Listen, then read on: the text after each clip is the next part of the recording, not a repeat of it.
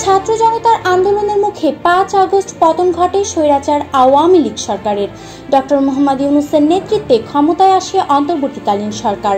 সেই সময় থেকে প্রায় ১.৫ যুগ ধরে রাজনৈতিক অধিকার বঞ্চিত দলগুলোর দৃষ্টি শুধুই জাতীয় নির্বাচনের দিকে। এরই ধারাবাহিকতায় দেশের বৃহত্তম রাজনৈতিক দল বিএনপি দ্রুত নির্বাচনের দাবি জানিয়ে আসছে। বিএনপি বলছে, দেশ সংস্কার কাজ করবে জনগণের ভোটে নির্বাচিত সরকার। দ্রুত নির্বাচন না হলে সমস্যা বাড়বে বলেও মন্তব্য করেছেন বিএনপি মহাসচিব মির্জা ফখরুল ইসলাম আলমগীর।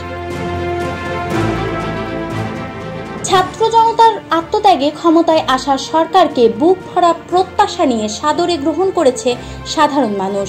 যেখানে অন্তর্বর্তীকালীন সরকারের ক্ষমতায় আসার মূল উদ্দেশ্য ছিল দেশের সংস্কার, সেখানে বিএনপির বারবার নির্বাচন চাওয়ার বিষয় নিয়ে তথ্য ও সম্প্রচার উপদেষ্টা নাহিদ ইসলাম বলেছেন, সরকার কোনো দলের কাছে নয়, জনগণের আকাঙ্ক্ষার কাছে দায়বদ্ধ।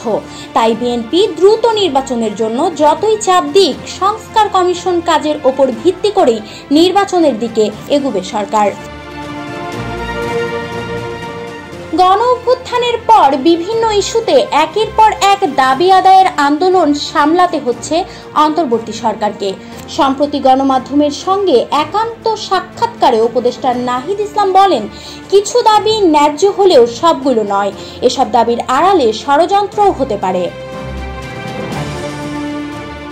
নাহিদ বলেন, গণমাধ্যমের স্বাধীনতার ক্ষেত্রে অন্তরায় যে আইনগুলো রয়েছে সেগুলো পর্যালোচনা করা হবে। অর্থনৈতিক রাজনৈতিক নিরাপত্তা ছাড়াও আরও আনুষঙ্গিক বিষয় আলোচনা পর্যালোচনা করে একটি রূপরেখা করার চেষ্টা করা হবে, যাতে নির্বিঘ্নে স্বাধীনভাবে এদেশের মানুষ গণমাধ্যম চর্চা করতে পারে।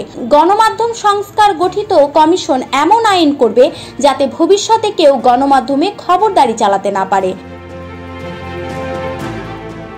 দেশ ছেড়ে পলাতক সাবেক প্রধানমন্ত্রী শেখ হাসিনা ও তার দল আওয়ামী লীগকে নিষিদ্ধের দাবি উঠেছে নানা মহলে। এ নিয়ে সরকার কি ভাবছে, এমনই এক প্রশ্নের উত্তরে আওয়ামী লীগ নিয়ে উপদেষ্টা নাহিদ ইসলাম বলেন, ছাত্র জনতার আন্দোলনে নির্বিচারে মানুষ মেরে আওয়ামী লীগ রাজনীতি করার নৈতিক অধিকার হারিয়েছে। তাদের কেবল বিচারের কাঠগড়াতেই উঠতে হবে না, ক্ষমা চাইতে হবে জনগণের কাছে। এরই মধ্যে ২১ নভেম্বর অবসরপ্রাপ্ত সচিব এএমএম নাসির উদ্দিনের নেতৃত্বে ৫ সদস্যের নতুন নির্বাচন কমিশন গঠিত হয়। নবনিযুক্ত সিইসি নাসির উদ্দিন বলেছেন, মানুষ যাতে নিজের পছন্দের প্রার্থীকে ভোট দিতে পারে সেটি নিশ্চিত করতে সব চ্যালেঞ্জ মোকাবেলায় তাদের সর্বোচ্চ চেষ্টা থাকবে।